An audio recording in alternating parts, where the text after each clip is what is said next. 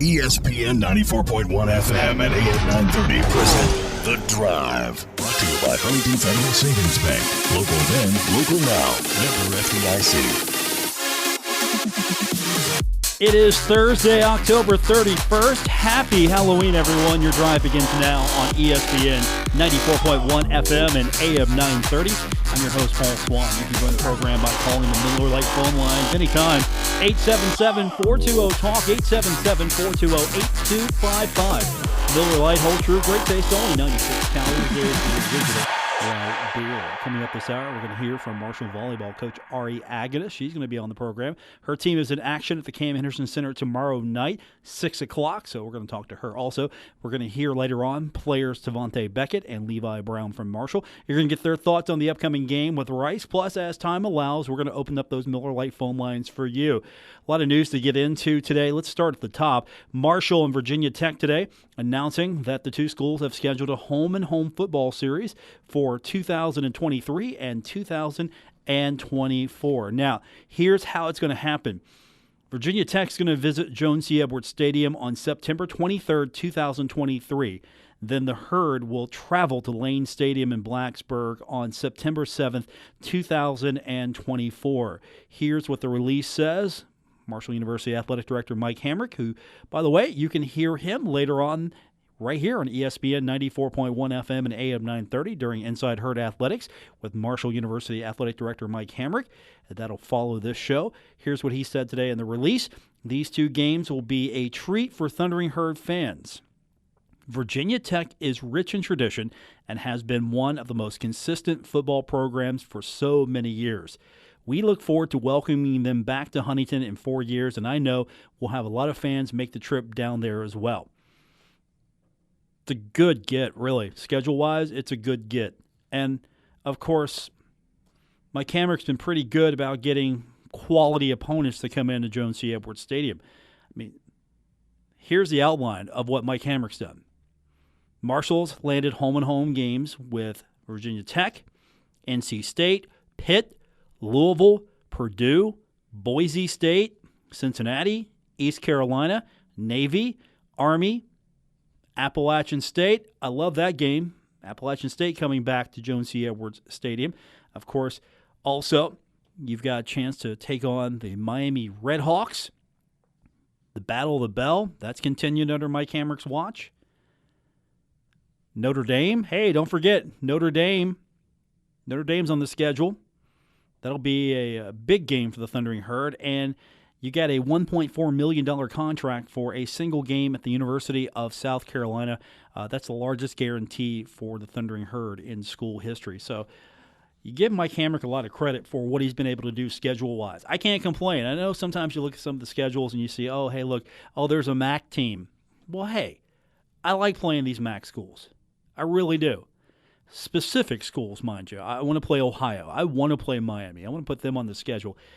Akron, I could do with or without them. Put Toledo on the schedule. I would like Toledo. Occasional game with Western Michigan? Sure, throw them on the schedule. That'd be fine. Buffalo, not so much. Again, Kent, I could do without them.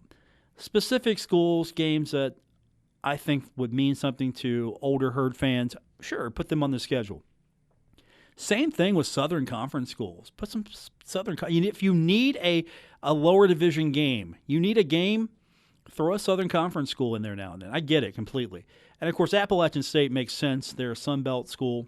They're a team that you have a history with. I know you can't play them yearly, but I really liked that matchup years ago. The rivalry between the two schools. It was a fun game. You always loved it when Appalachian State came into Huntington and vice versa. I'm not going to mention Furman, though, because the sound of Furman and the sight of purple still makes my former co-host on this program, Woody Woodrum, shiver, shake, quiver, and he has that queasy feeling sometimes when you mention Furman or you come in wearing the color purple. He's not a big fan of the color purple. I think he's had some flashbacks now and then. It's sort of like when Dave Walsh, the former Young Thundering Herd quarterback, when we have him on the program, if I even allude to Miami of Ohio or mention the number 66-6, he kind of shakes sometimes. I get it completely. Some bad history there. But for the most part, going back to this, in all seriousness, this is great. This is good for the Thundering Herd. You get Virginia Tech back on the schedule. It's a good regional matchup as well. Easy to travel to. Both fan bases can travel. Virginia Tech, Marshall. Makes sense. Yeah, I like to see Virginia get on the schedule if possible. Put them on the schedule. Get some of these more regional schools on the schedule. Teams that you can travel to. It helps, especially with your conference schedule not being as friendly to travel. For example, Rice. How many Herd fans are heading to Rice? Now, I'm probably going to be surprised. There might be more Rice fans in their living rooms watching this than in the stadium. There might be more Marshall fans in the stadium watching this than the Rice fans in the stadium. Who knows? We shall see. All right, when we come back from break, we're going to get this thing kicked off. We got Levi Brown. Love talking to Levi Brown. Levi broke it down for us earlier this week, and you get a chance to hear what's on his mind as far as what this team looks like, these Rice Owls. His impressions of Rice. Later on, we're going to hear from Devontae Beckett, and we're going to have a visit with Ari Aganus, the head coach of the Marshall Volleyball team. Big matchup for the Thundering Herd coming up back at the Cam Henderson Center. Very busy Friday for the Thundering Herd as far as volleyball. You also have women's soccer wrapping it up as well. So 2 matches you can take advantage of, soccer or volleyball. Ari is going to talk about soccer when we continue. Ari is going to talk about volleyball later on when we continue, but coming up next, we're going to hear from Levi Brown on today's edition of The Drive, ESPN 94.1 FM and AM 930. You're listening to The Drive with Paul Swann on ESPN 94.1 FM and AM 930. Still to come, we're going to hear from Marshall Volleyball coach Ari Aganus as she's got action tomorrow at the Henderson Center for you. 6 o'clock will be first serve. She'll tell us more about that coming up in about 15 minutes. But we've got Levi Brown right now. Earlier this week, had a chance to catch up with Levi as continuation of Marshall Rice prep for these guys goes on. They're getting ready for, of course, the travel portion of the schedule now. The equipment truck's already made its way and hit the road. They will be there, ready to go, waiting for the Thundering Herd when the Herd takes the trip. Of course, we'll have that game for you right here on ESPN 94.1 FM and AM 930. So when I talk to Levi, I love talking to Levi, especially on Tuesdays, because at this point, these guys have really got into film study a lot more. Levi's already the type of guy that's going to get into film study. He's more of a student of the game, always going to break it down for you. And that was my first question when talking to Levi. I just wanted to know, what did you see on film? I watched, I'd say, an hour and a half or so, roughly, yesterday, more or less just trying to get an idea of what their most common front is, what they're going to do the most, and try and get the things that kind of show off more in film instead of little things that catch your eye. Trying to get a big picture and get the little details further and further you go along as the week goes. So that's kind of his idea of what film study is going to be for him throughout the week. And the next question I wanted to know from him, just watching film, what stood out to him? They play a lot of different defenses. They have the ability to get into like a bared front, which they play a lot of the time. They play a lot of 4-down fronts. It's rare that they'll play an odd rush due to the fact that their rush guy got hurt a week or two ago. So I mean, they're a defense that moves everyone in different places. Like there are times when they'll have their safeties playing in the box and have their linebackers playing out against like a number 2 slot deal. They move everyone around everywhere, so it's kind of going to be not a tough week, but one of those weeks where I have to go through kind of my mental Rolodex and go through everything that I've had to go against in my 5 years here. That left me one more question to ask him as far as the film. What stood out was my first question. Who stood out is my next question. As a defense, more or less, they're a really sound defense. Like no one's going to be in their wrong gap. They've obviously put together some games. They took Baylor to the wire. They took La Tech to the wire. They've had games where they've played the whole 4 quarters and made teams have to beat them. So their defense overall is really good. They've got a really good 3 technique, number 99. I think he's their only senior on defense, honestly. But this guy will just get after it, and he has a very, very high motor. Just does not give up on plays and flies around and is always close to the ball. So he's a guy that we have to watch out for as an O-line. Now, one of the things that's really going to be a challenge for the Thundering Herd, we talked about this. It happened with Middle Tennessee, and I think the Herd have learned the lesson. They know they got to bring their own energy. If you're going to Texas, now these players really don't have that much as far as what Marshall going to Texas means, the history. But they do know what an empty stadium feels like. And when you go play Rice, you're not going to have that much of a crowd, just to be honest.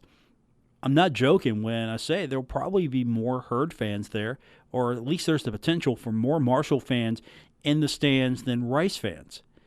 And it's going to be pretty quiet, not much atmosphere whatsoever. And so you got to get up for that. You can't go into that situation hoping to feed off the energy of the game, because there's not going to be much energy, at least from the stand. So that was one of the questions I wanted to find out from Levi, since he's kind of had experience with this. He's been in situations where you've gone to places, the venues where there's really not much crowd, much energy.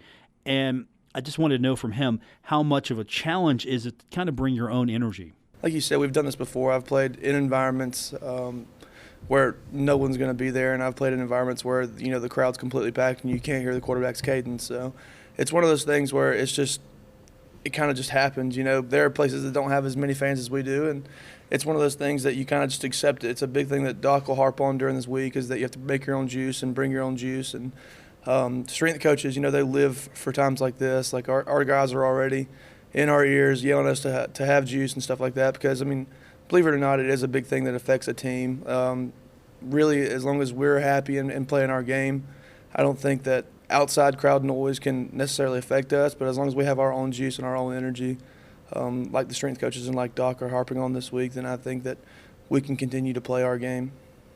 Levi Brown talking about just the fact that, being able to make reads and adjustments. It's a huge difference.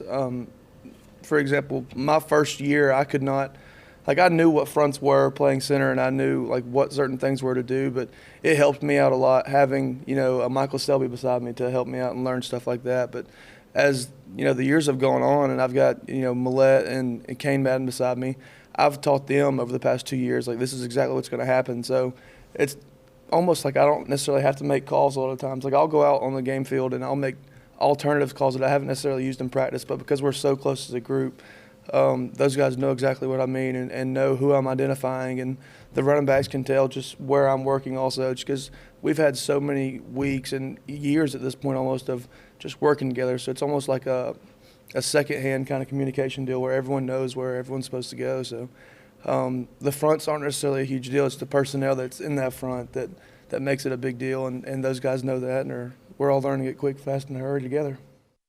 Good question. Rice, their defense, if you look at their scores, they've been pretty good defensively. They haven't won a game yet. Let's call it what it is. They haven't won a game yet. But defensively, for the most part, they haven't been blown out really by anybody. And they've got a solid defense. They're able to get into the backfield. And that was a question for Levi. What is Rice doing on defense to get into the backfield? I think it's more of not necessarily the fronts that everyone's getting in, it's the personnel. So, for instance, what we'll do a lot of the time is that whenever they have a rush defender, we'll try and put things necessarily towards them. And I think a lot of people will go out and, from what I've seen in the film that I watched, like the Baylor game yesterday, people weren't accounting for a rush defender, and they were going more or less to a linebacker, and they were turning the rush free on a running back in pass protection or things like that. So it turned into a big on little situation, and that's one that, speaking for us, we don't necessarily like that matchup a lot of times. We'll take the biggest guy we can in our pass protection, and a lot of people weren't doing that. So I think it's just personnel that people weren't matching up for 100% that, but the good thing is this is week 9 now. I can watch that and correct myself off their mistakes. That's the film doctor himself, Levi Brown, breaking it down. So Levi kind of has a good idea of what this team looks like defensively. Later on, we're going to hear from Devontae Beckett, kind of get an idea of what this team looks like offensively. But we're going to turn our attention to Marshall Volleyball. The Thundering Herd in action coming up against Louisiana Tech. That's going to be at the Cam Henderson Center. That'll be 6 o'clock tomorrow night. The head coach of the Marshall Volleyball team, Ari Aganus, she is set to call in. We're going to talk to her. She's actually stepping aside from practice for just a few minutes to be with us, so we're going to take advantage of that when we continue. We'll hear from her, kind of get an idea of what the Herd has in store for Louisiana Tech. Later on, we'll hear from Devontae Beckett as well, and we'll get your phone calls in as time permits at 877-420-TALK, 877-420-8255 on the Miller Lite phone lines. We've got all of this still to come here on The Drive, ESPN 94.1 FM and AM 930. Thundering Herd in action at the Cam Henderson Center tomorrow, taking on Louisiana Tech. Volleyball action returning to the Cam. First serve set for 6 p.m. Thundering Herd coming to the contest 13-9 overall, 4-5 in conference play. And joining us now on the program, the head coach of the Marshall Volleyball team, Ari Aganus. Coach, you haven't been on in a couple weeks. I figure it's time. Get you back on. We need to get some Herd luck back your way, and I figure I'm the perfect guy to give it to you, right? That's at least the theory. I couldn't agree more. That's my theory. I'm the one. I'm going to give you the luck. It's all you. So you've been holding out on us a little bit here, but as long as we're coming back and you're going to give it to us, we should be good to go then. I hope so. I do. Conference has been tough. This is a better conference than I think a lot of people realize for Sure. a lot of the Olympic sports. Volleyball, no exception. 4-5 in conference play, right in the thick of it. It's not going to be easy, is it? No, not at all. And you know what? As much as record can show it, we've got two teams in the conference in the top 25 in the nation. So at no point is anything going to be easy. We don't want it to be easy. We are lucky to be in this conference, and we hope to get there one day. Not there yet, but doesn't mean that we can't take them down. So it's been tough, but it's been really encouraging to see, even after a loss like we had last Friday, how well we bounced back to sweep a team that is ranked higher than us. So we definitely have it in us. It just takes a little bit to get it out, but that's the whole process, right? Exactly. The adversity sometimes is part of really the growth there. And you've seen your fair share of it, but at the same time, I'm sure you've got to be happy with the perseverance of this team. Nobody seems to have really just packed it in, quit, or have got discouraged early. I mean, still, 13-9 overall, 4-5 in conference. You're right there. Still plenty of volleyball to play. It's been really encouraging all year, and we have pressed to them that we won't give up. You know what I mean? Like even if we have lost, what do we lose? 5 matches in a row. This team is a group of fighters, but as a staff, we try to do a really diligent job of making there's a next play. It's okay. We're gonna, as long as we learn something from each loss and we don't repeat the same mistakes, we're going to be in better shape by the time we make it to the conference tournament. And that's just continue to be the goal, is a growth mindset, not a fixed mindset where we can only do certain things and the wins and losses determine and define us. That's not who we are. Has it been hard through that stretch, knowing early on fire, going through everyone, and then you get into conference and you face that adversity? Was it a situation where early on everyone had bought in and they were feeling good about themselves, and then all of a sudden you get into conference play and it's like, okay, we need to step it up here a little bit? Was it anything like that? Not at all, honestly. I mean, in the sense that we played a really tough preseason schedule, but again, I can't emphasize enough how tough Conference USA is. It's volleyball-wise is pushing to be one of the top conferences in the country. Having 2 top 25 teams in your conference and then being able to battle with those teams, the other top teams in the conference, just means that they're right there. So it's very much, we've been excited for conference. I think we, after the early success that we had, probably just got a little bit like, oh my gosh, we started to put pressure on ourselves and stopped playing free and loose, which is what we like to do. So last Sunday at UTSA, that's kind of was the basis of getting back to, and the girls responded really well. So it's just a matter of remembering who we are when we started, what caused those wins, and how do we redo that feeling again. All right, I'm going to ask you for some advice. I have at times, I go out there and I'm not playing free and loose, and obviously radio is not volleyball, but how do you get back to that point where you're just going out and doing it and having fun and enjoying it and not putting pressure on yourself? I mean, as a coach, you're not just teaching the game of volleyball. I mean, you're giving life lessons as well. I mean, people don't realize how many different hats you wear as a coach. We have a very open door policy in here, and a lot of the girls spend a significant amount of time in our offices, and we try to not talk volleyball. We try to just keep it about who you are. So as we've gotten to know them as humans, the trust for us to be able to have the hard conversations of, hey, we're not playing to our potential. How do we regroup? But I'm really lucky with the staff that I have, that after our loss on Friday, we all sat down for an hour and a half and didn't once complain about what happened or how we played. It was just like, how do we do better? What can we control, and how can we do better? So we made some significant changes, and we were able to look at ourselves, which is what we ask the girls to do every single day. So we shouldn't be too big to be able to do those things as well. And we made changes, and we just kept it light. So the advice, as much as we all say it, is we reset after every point, whether we got it or didn't. It's not having, your highs can never be too high and your lows can never be too low. So we just, every point, no matter what happened, would reset and talk about what we thought was going to happen, how we can prepare for the next play, and try to not let the score affect them. But we're a young team that doesn't play well with a ton of aggravated emotion. And so we just had to calm it down. We had to slow the game down and calm it down and get it back to the basics. I don't play well with aggravated emotions either, so I completely get that 100%. As far as this team's growth, you're at a point now where you're pretty well into it. This isn't a new situation. I mean, let's be fair. You spend a lot of time with them. You get to know your team quickly. You get to know what you can expect from each player. Are you pleased, even though there's still plenty of games left, are you pleased where you're at? I mean, if this team started over the schedule where they're at now, would you feel comfortable that, okay, this team's a lot better than what I started with? 100 times yes. But I would say that without any wins. These kids have just bought in and taken a step in the direction that we wanted to fix the culture, and that's what we said the first time we talked, that we were coming in to set a new standard and set a new precedent. But for them to be able, for young athletes, and we have some very talented athletes on our team, to be able to grow physically, mentally, and emotionally the way that they have, I will sing those praises as much as I'm given the opportunity. It has a lot to do. It starts from the top, and we take ownership as a staff, and we hold ourselves accountable for everything we expect them to do. So I think that they understand we're willing to kind of go through the mud with them.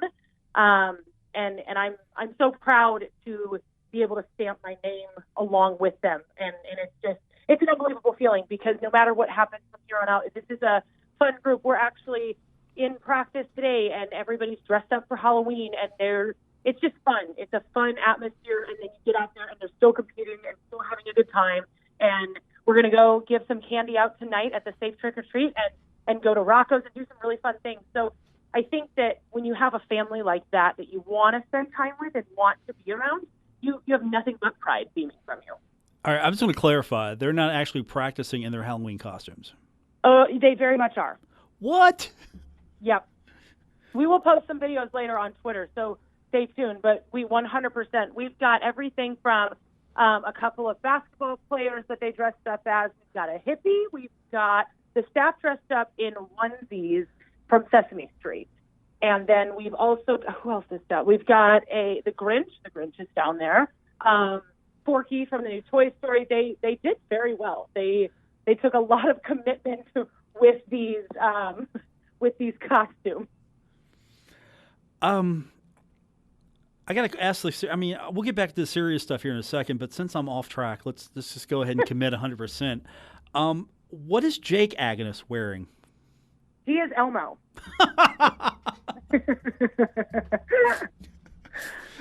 Why am I not surprised?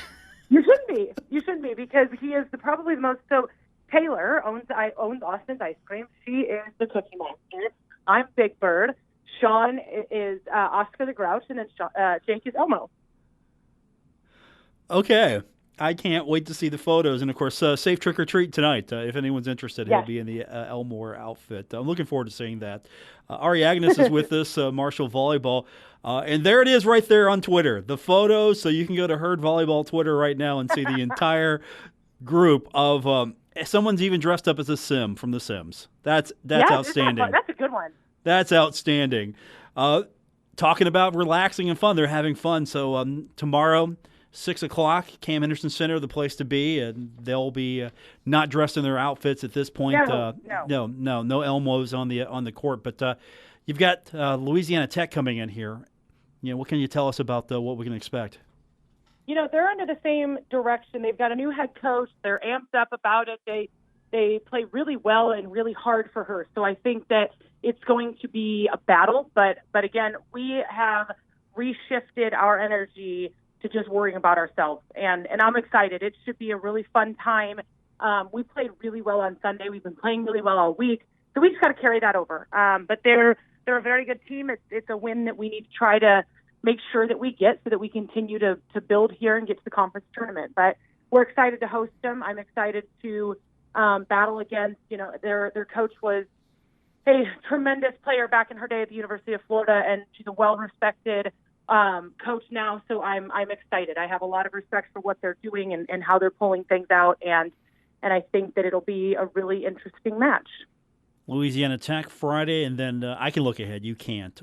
You've got Charlotte coming in on Sunday. We can just say it's happening on Sunday. You can't look ahead. You're not allowed. It is. Charlotte's going to be the one, too. We went to their place, beat them in 4. We played really well. We had a lot of things going really well. So everybody that we kind of finished out conference here with, we've got to just put our best foot forward and worry about ourselves and stay committed and true and just not lose sight of the bigger picture, which is truly just playing hard, fast, and loose as well as we can. Thundering Herd, 13-9 overall, 4-5 in Conference USA, facing off against Louisiana Tech. That'll be 6 o'clock on Friday, and hopefully you get a great crowd to show up for that. I think the Halloween costumes sell it already. I think you'll probably get an extra couple of hundred people showing up just for that. I hope so. So you mentioned Safe Trick or Treat, the squad's coming down. Just how important is it for them to be a part of the community? I know that's part of the culture change that you're pushing. It's huge. Those that we want to be out there as much as possible, even like to get people to come to the games, but just to be approachable. Like the girls love to get to know people. They love to get to have conversations. And during season, we don't get a huge chance to go volunteer and do stuff like that. So we're actually splitting the time with women's soccer. They're going ahead of us while we finish practice, and then we're going on the later end to hand out candy and just give back in any way we can while still being able to have a really cool time. This is something that I've never seen done before, and I think it's an awesome opportunity for a community to come together and have a safe space to go do things, and then the girls get to give the candy out. I think that they still think they're the ones trick-or-treating, but it'll be a fun surprise when we get there that they're not. They're handing the candy out. But then we're going to do some fun team activities tonight and get some good food and some good rest and be ready to go tomorrow. I'm manning a table here after the show. I'm heading down to Safe Trick or Treat. I'm manning a table. So you have to come see the costumes in face-to-face then. Well, I figured that they would come over to my table because I'll have candy.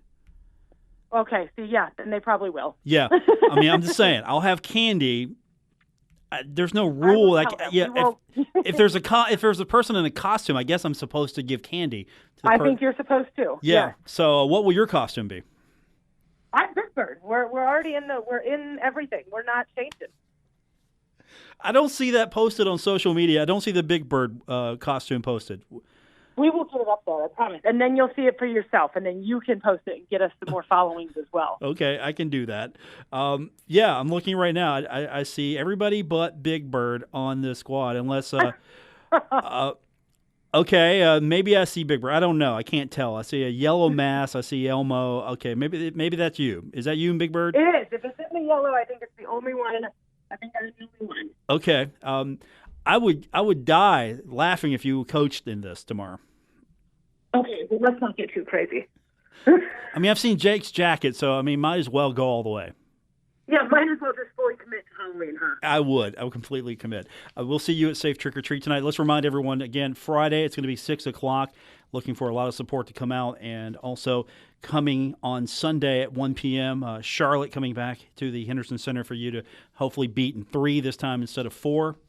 Agreed. And how fast are you really going to try to get this thing over with tomorrow? Because women's soccer is at 7 o'clock tomorrow. So you're basically going to try to get this thing over in an hour so everybody can head over to soccer? 100%, and then we can be there with them. We are excited to hopefully get in, beat La Tech, and then get right over to women's soccer.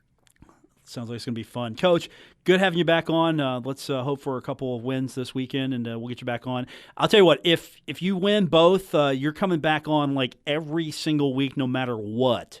All right. Yeah, that we'll know then. It'll be my fault since I didn't book you back on the show. That would have been my fault. I would 100% agree to this transaction we've got going on here. I like it. Game.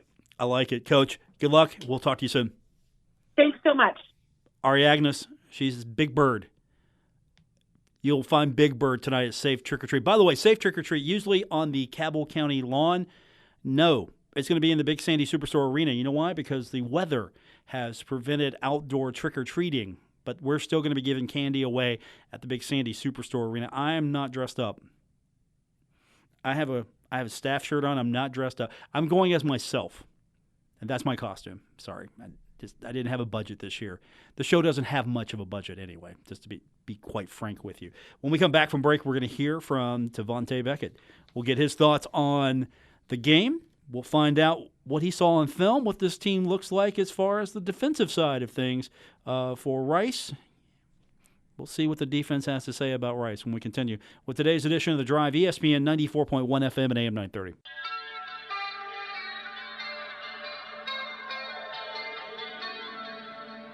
Now, back to The Drive with Paul Swann on ESPN 94.1 FM and AM 930. Coming up this weekend, it's going to be the Thundering Herd facing off against the Rice Owls. We'll have that game for you right here on ESPN 94.1 FM and AM 930. If you're looking for a place to watch the game, guess what? We've got the perfect place for you. We're going to be at Roosters on Saturday. So if you want to watch the game with us, come down to Roosters. We'll be on the air 3 hours before kickoff. You can watch all the games, and, of course, you can get – I know it's a wing place, but they have the best salads. Believe me, they have the best salads. So what you could do is you could get a salad and then get the wings. You've eaten healthy, and then you can get the wings. That's what I do usually. I get the salad, the wings. It's great. You can do that at Roosters on Saturday. Join us for college football today. Okay, let's get you caught up on what Tavante Beckett thinks about the Rice Owls. Same question I asked Levi Brown. Kind of want to know as far as where Tavante was as the film study continues. What did he see when he was looking at the film? Physical team. You could tell they playing. You could tell they better than their record. Like, it's obvious. I mean, the message. They told the team to just take them serious because you really can't take this game off. Now, I didn't expect him just to tell me, oh, they're terrible. They're winless, they're terrible, but the sense I'm getting from everyone, including listening to Doc, is this team, you look at their record, don't look at their record. Look at what they've done on the field, and they have, for the most part, been in almost every contest. You don't want this to be the week that the Thundering Herd loses because Rice finally put it all together. You want to make sure they don't put it together. So I'm hearing and seeing the respect that the Thundering Herd has for the Rice Owls. Now, I wanted to hear from Tavante as far as what he saw from his position. What stood out? Aggressiveness, you know. They just old school. It kind of remind me of old school football. Like, they just going to line up in that ISO and they're going to run it. They're going to send a fullback right at you, and you're just going to have to deal with it all game. And when they find something they like, they're just going to keep going at you. So we got to make sure we show no weaknesses. So old school football, kind of heard that in describing Rice. They're kind of that type of team. They're going to grind it out. Old school football. I don't know how many passes they're going to throw. I mean, maybe they're going to run student body right all the time. I don't know. But that's kind of the feeling I'm getting from everyone is this going to be a grinded-out game? This might be a low-scoring game. Who knows? And if that's the case, I don't know how I feel about that. I want a high-scoring game. I want Marshall to just go out there, jump on them, and force the tone a little bit more in this game. Now, same question I asked Levi. I kind of want to get an idea as far as Beckett was concerned, looking at personnel, who stood out to him? The offensive line as a group, the physical, you know, you can kind of see. I've seen them how they did their technique, and it was just like picture perfect. And then you think of their record, just like, hold up. And I just realized, like, they really are better than their record. So no particular player stood out to me. Just the offensive line as a group was an aggressive group, and I was just taking note of it. Even the fullbacks and tight ends, too, how they were blocking. And they was getting physical, so, yeah. Sometimes that's a good thing if you're on that squad, that everyone's really doing their job, not standing out because they're all good at what they do. And other times, if you're playing a team like that, you're kind of concerned, like, okay, they don't really have a guy you can just key in because everybody's good at their job. So that's probably going to be the challenge this week for the Thundering Herd, just the fact that everyone seems to go out there for Rice. They don't really kill themselves. They don't make mistakes. They don't turn the ball over. They don't have costly penalties. And so this is a team you got to go out and beat. They're not really going to beat themselves. Now, when we talked to Levi Brown earlier, I kind of wanted to get an idea, hey, you've been around for a while, you know what this is like. You go into a situation where there's not going to be that much energy. And sort of a similar question I have for Tavante. Just wanted to know, is it harder really getting ready for a game when you have to bring your own energy? We've been doing that all year, kind of. Yeah, you could say that because, I mean, you don't have a crowd to play for. Like certain players, like myself, I play off a crowd, feed off the stuff like that, little stuff. And but with the games like this, you know, we bringing our own energy. Our energy got to be us, our sideline, keeping momentum on our side. Momentum can be the energy we need. So we can't look into the crowd and let that affect us. Being a college football player, you only get, 12, 13 games, 14. So it's just like you just take advantage. It don't matter who in the crowd. You're just able to play football, just grateful. And that's an important point that you hear from some of these guys. They don't realize until it's too late that, hey, I only have so many of these games. A guy like Beckett realizes, look, I don't have that many opportunities, so I better come out here and bring it. And yes, it's going to be a little harder going into that situation. For some of the younger guys, they're going to go into that situation, and it's just going to be dead in that stadium. No atmosphere, no college game day pageantry. Fans are going to be very hard to find in the stands. You might have a crowd of Herd fans. It's going to feel like a youth league football game. It might feel like that crowd-wise. You just have a small group, primarily your fans probably cheering for you, and there's not going to be that much energy in the stadium. So that's going to be the big challenge there. Now, we circle back to Rice. Tavante talked about their record. They haven't won a game yet, and so you've got to be on high alert. You can't put too much into that because you just have to treat it as a game. You can't worry that, okay, they're a team desperate for a win. They haven't won yet, and you can't really put that into that scenario for you. You have to just kind of keep it at, we got to go out, got to be 1-0. Got to be 1-0. And so forget the record. Marshall looks at Rice.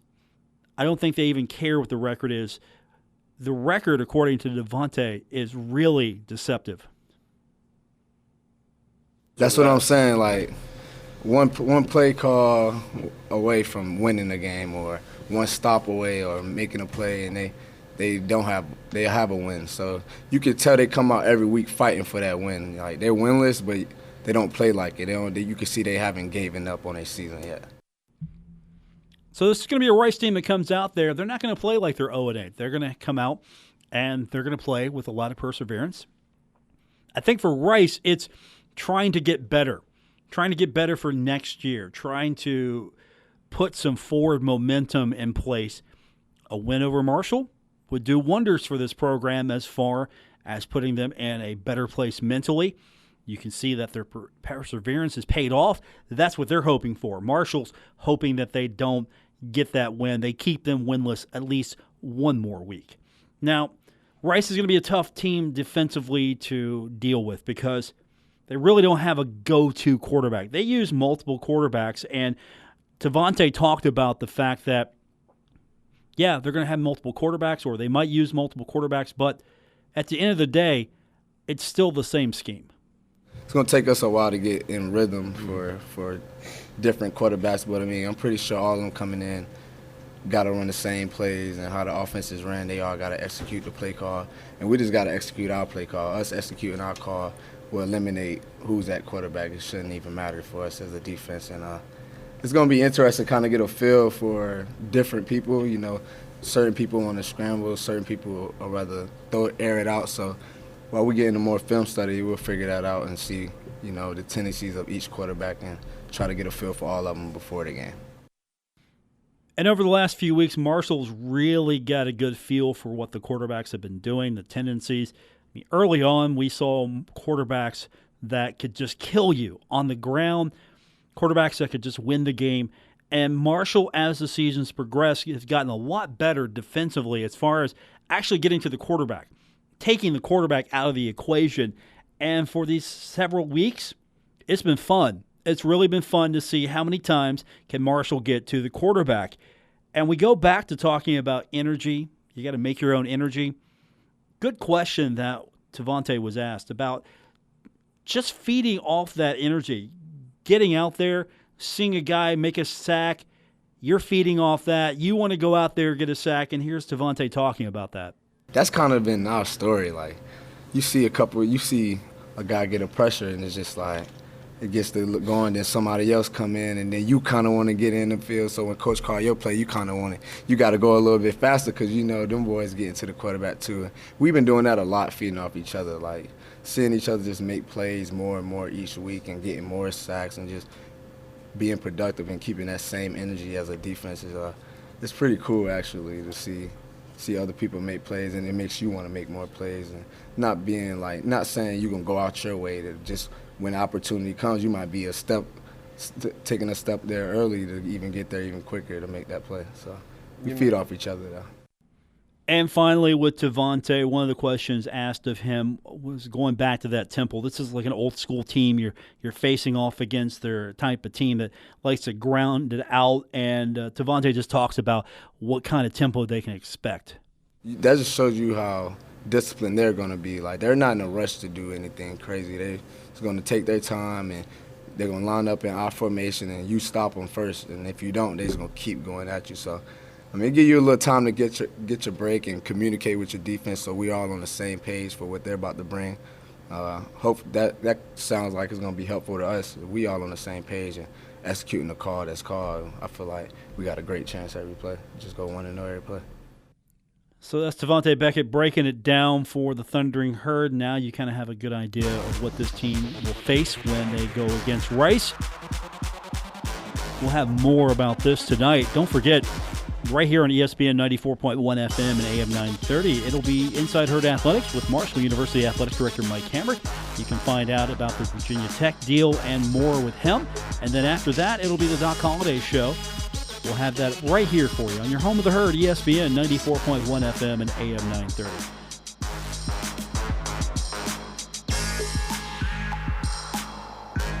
Kenny Sellards, pretty much the jack of all trades around here at Kindred Communications. For Kenny, I'm Paul Swann. Thanks for tuning in to today's edition of The Drive here on ESPN 94.1 FM and AM 930. Good night, everyone.